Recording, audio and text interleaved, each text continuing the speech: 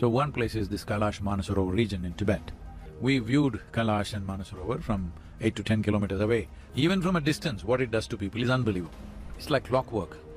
Exactly at 2:30 in the morning, it starts. Boom, activity like that for about 1.5 hours, 1 hour 40 minutes like that.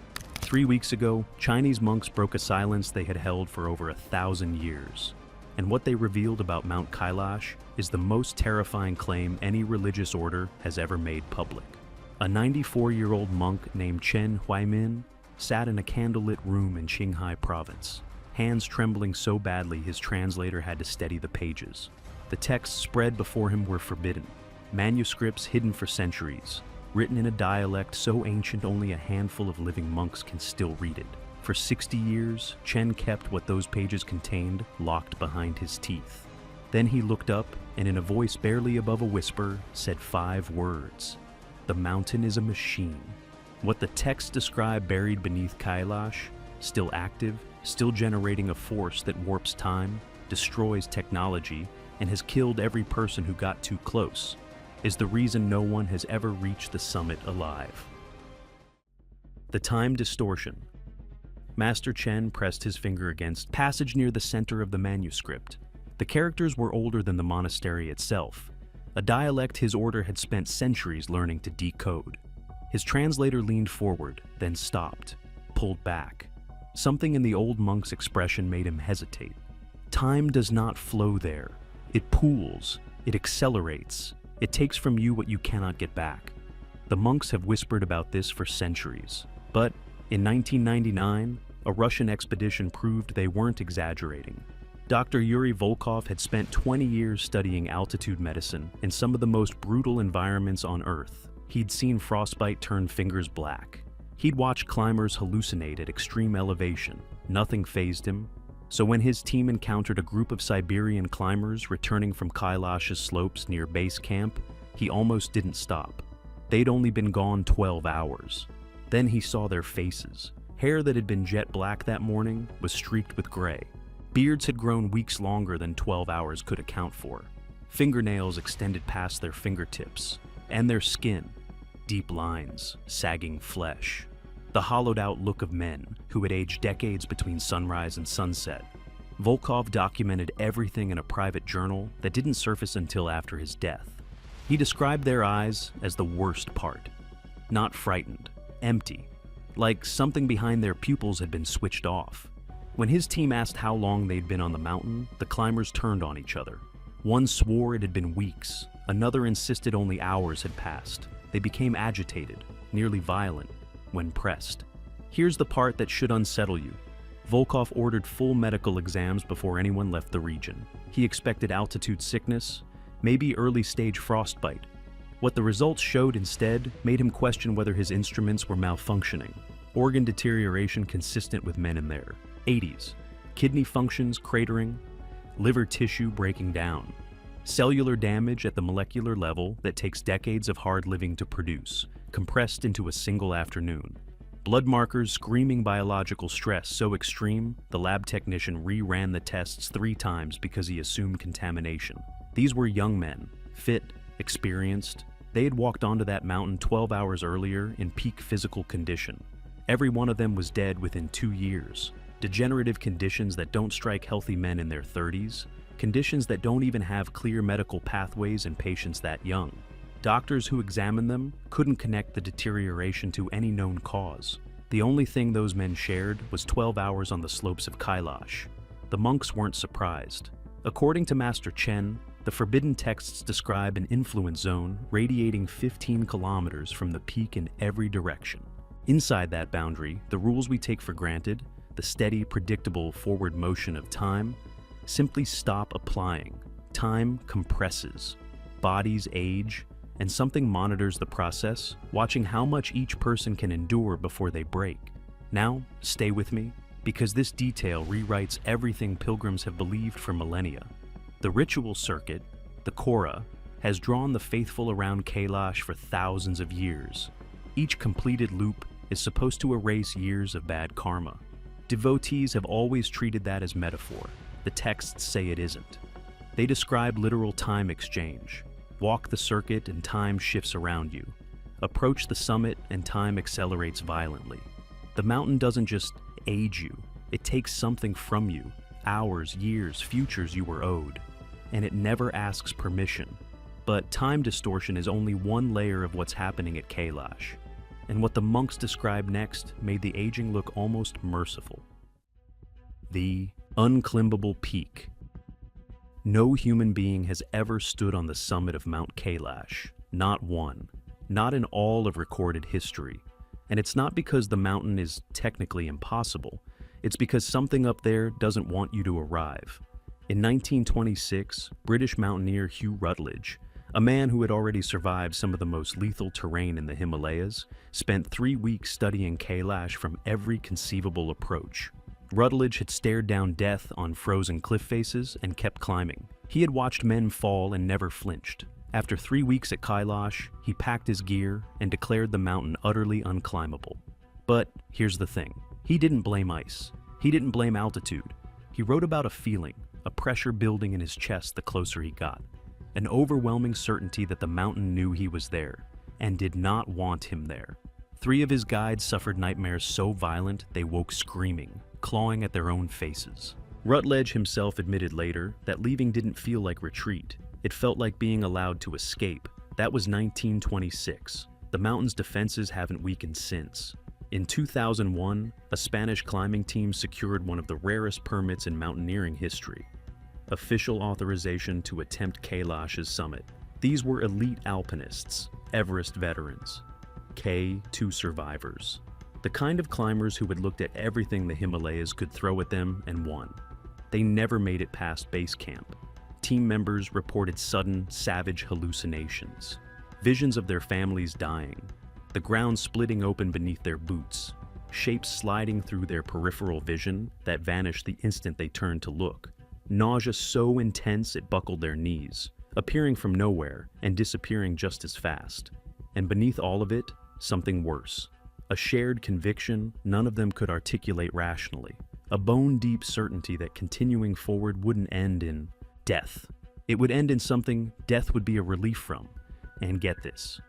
Russian climber Sergei Shistiakov described his own encounter in an interview that was later suppressed by regional authorities.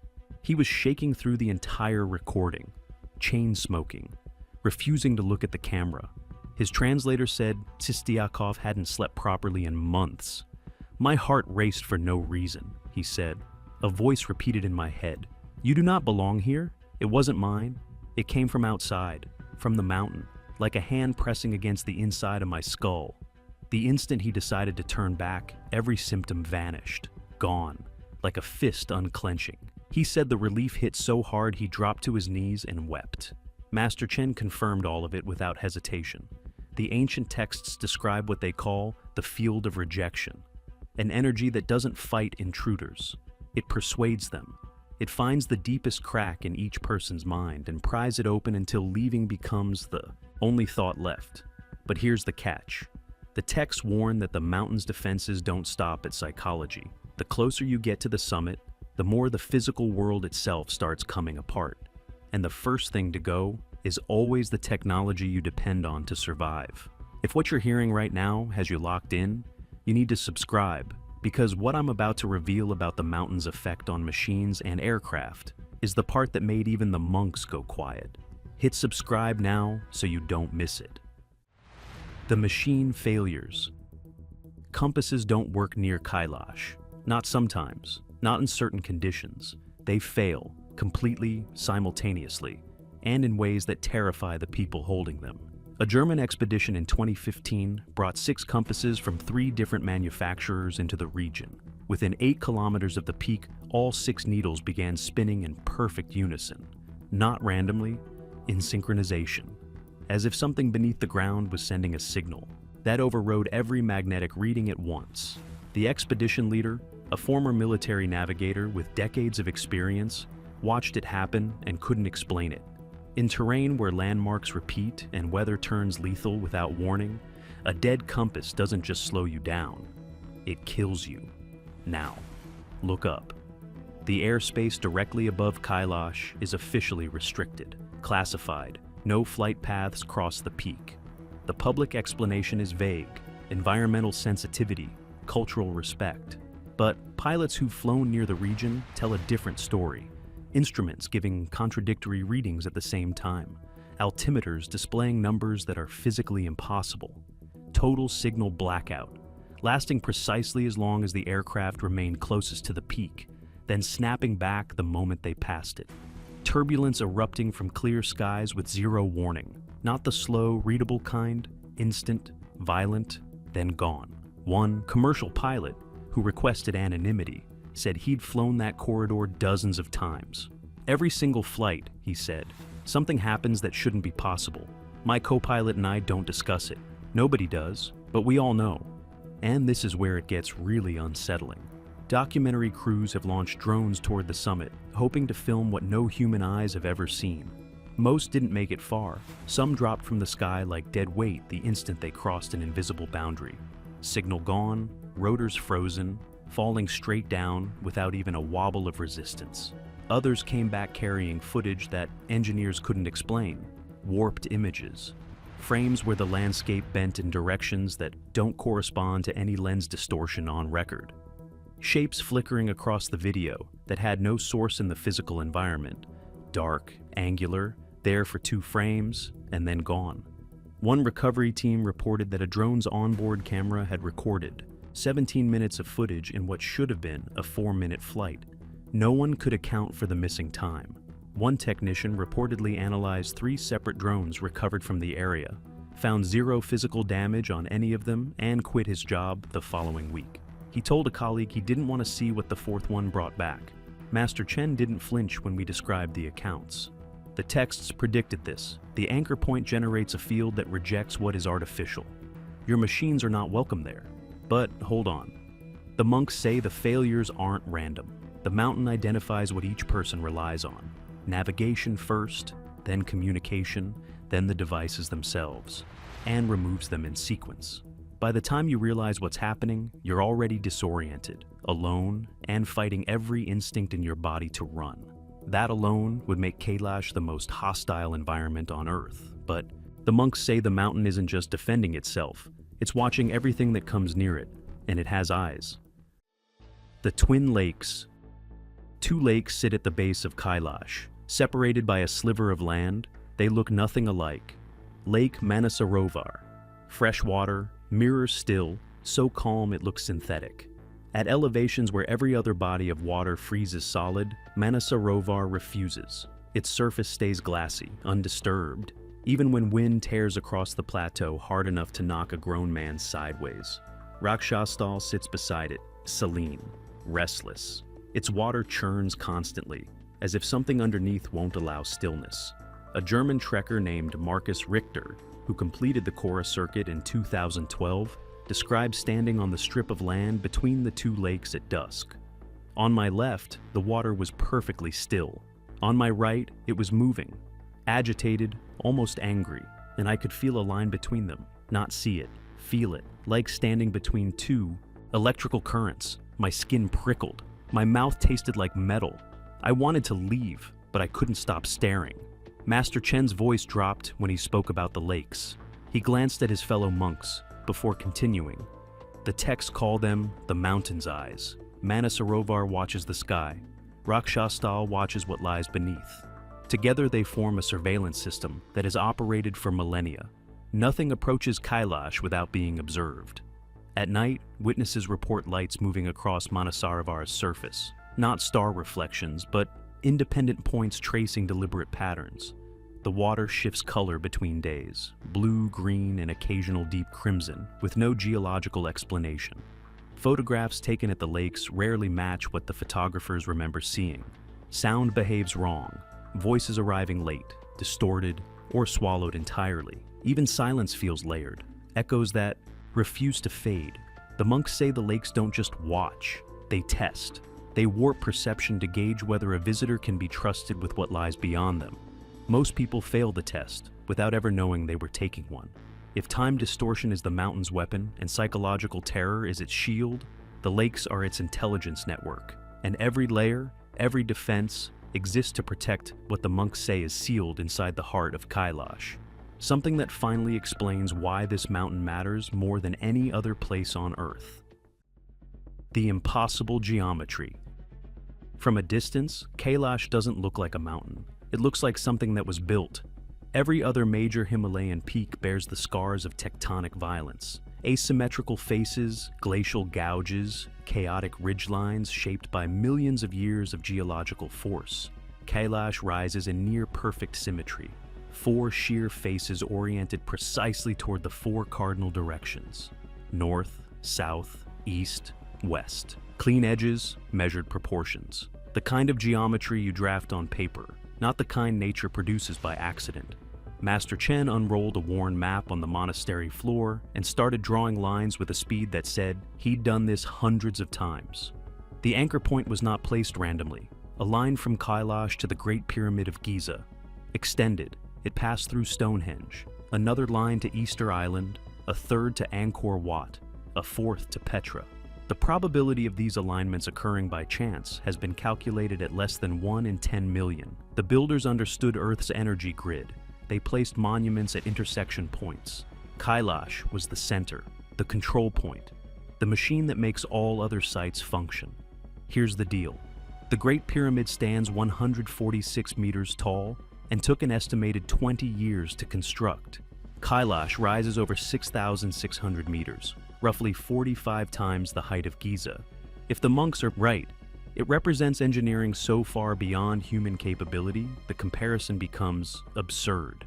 Technology capable of shaping millions of tons of matter with geometric precision, built by something that understood planetary energy systems before our species learned to write. Geologists push back. Glacial erosion can produce pyramidal peaks, sediment fractures in straight lines. Symmetry happens in nature. Fair enough. But even skeptics acknowledge that Kailash's specific combination, perfect symmetry, precise cardinal alignment, structural preservation across millennia, is so statistically rare it occupies a category nearly by itself. The monks don't qualify it, they state it flat. Kailash was built.